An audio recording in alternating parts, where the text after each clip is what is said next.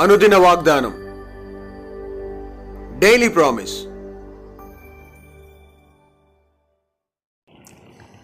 దేవుని నామానికి మహిమ కలుగును గాక.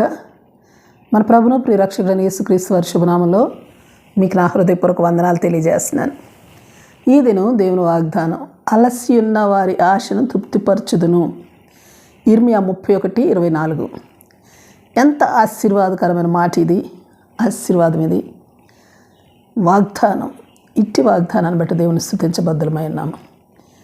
కీర్తన 69:3లో నేను మొర్ర పెట్టుట చేత అలసి ఉన్నాను, నా గొంతుకు ఎండిపోయాను అంటున్నాడు దావీదు. ఎందుచేతనంటే జలములు తన ప్రాణం మీదుగా పొర్లుతున్నాయి, నిలువనీయన అగాధమైన దొంగ ఊబిలో దిగిపోతూ ఉన్నాడు, అగాధ జలాల్లో దిగబడి ఉన్నాడు, వరదలు ముంచివేస్తున్నాయి, నిర్నిమిత్తంగా తన మీద పగపట్టువారు తన తల వెంట్రుకల కంటే విస్తారంగా ఉన్నారు, అబద్ధం బట్టి శత్రువులై తను సంహరింపగోరువారు అనేకులు, తాను దోచుకొనని దానిని తాను ఇచ్చుకొనవలసి వస్తూ ఉంది. ఇలాంటి పరిస్థితుల్లో ఉన్న వారు అనేకులు మొర్ర పెట్టడం చేత అలసిపోయి ఉండవచ్చు కదా. అలాగే మరో చోట కీర్తన 6:6 నేను మూలుగుచూ అలసి ఉన్నాను అంటున్నాడు దావీదు. ఎందుచేతనంటే 6-9 చూస్తే పరుపు తేలునంతగా ప్రతి రాత్రి కన్నీరు విడుచుచున్నాడంట, తన పడక కొట్టుకొని పోనంతగా కన్నీళ్లు కార్చుచూ ఉన్నాడు, విచారం చేత కన్నులు గుంటలు పడుతూ ఉన్నాయి, తనకు బాధ కలిగించు వారి చేత అవి చివికి ఉన్నవి. ఇలాగున మరి ఇలాంటి పరిస్థితుల్లో కూడా ఉన్నవారు అనేకులు వారి మూలుగు చేత అలసిపోయి ఉండవచ్చు.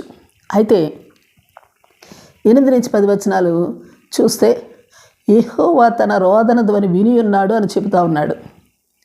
అలాగే యెహోవా నా విన్నపములు ఆలకించి ఉన్నాడు, యెహోవా నా ప్రార్థన అంగీకరించును. మరి నా శత్రువులందరూ సిగ్గుపడి బహుగా అదురుచున్నారు, వారు ఆకస్మికముగా సిగ్గుపడి వెనుకకు మళ్ళుదురు అని స్థిరంగాను ధైర్యంగాను చెబుతూ ఉన్నాడు దావీదు భక్తుడు.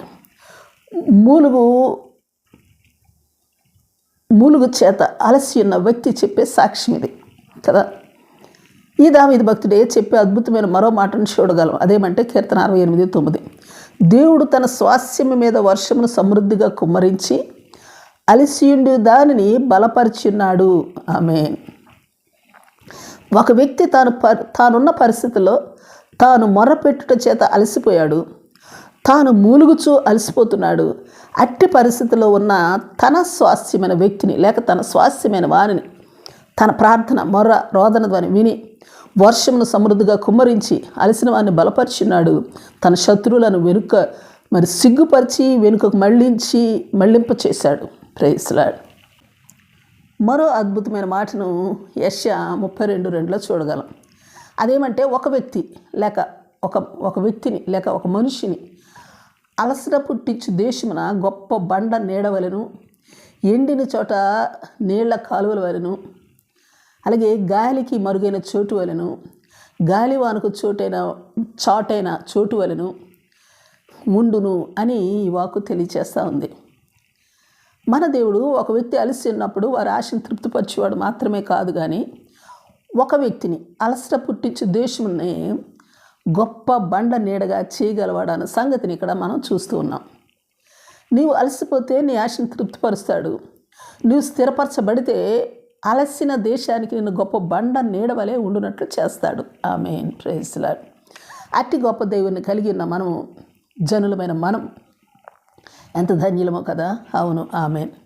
అందుకే యెషయా 40:28-31 హెబ్రీ 12:2 చెప్పబడినట్లుగా అట్టి దేవుడైన యెహోవా కొరకు ఎదురు చూస్తూ యేసుని జ్ఞాపకం చేసుకుంటూ నూతన బలం పొందుకుంటూ అలైక సమస్యలక ఓపికతో పరిగెత్తుతూ సాగిపోదాం.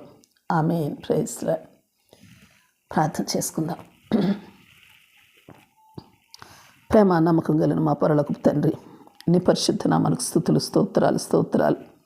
దేవా, మా నిరీక్షణకు ఆధారభూతుడా, విశ్వాసమునకు కర్త, మా ఆరాధ్య దైవమా, నమ్మదగిన మా మంచి దేవా, మలసట సమయంలో మాషను తృప్తిపరిచి నీ వైపు చూస్తూ నిన్నే జ్ఞాపకం చేసుకుంటూ ఆగిపోక సాగిపోయే అనుభవాల గుండా నన్ను మమ్మను నడిపించమని ప్రార్థిస్తూ యేసు నామంలో అడిగి వేడుకొంచున్నాం తండ్రి. Amen, amen. Praise Lord. రేపు మరొక వాగ్దానంతో మనం కలుసుకుందాం. ప్రతిరోజు ఉదయం ఈ కార్యక్రమాన్ని వీక్షించగలరు. తిరిగి మళ్ళా రేపు ఉదయం కలుసుకుందాం. దేవుడు మిమ్మల్ని దీవించును గాక.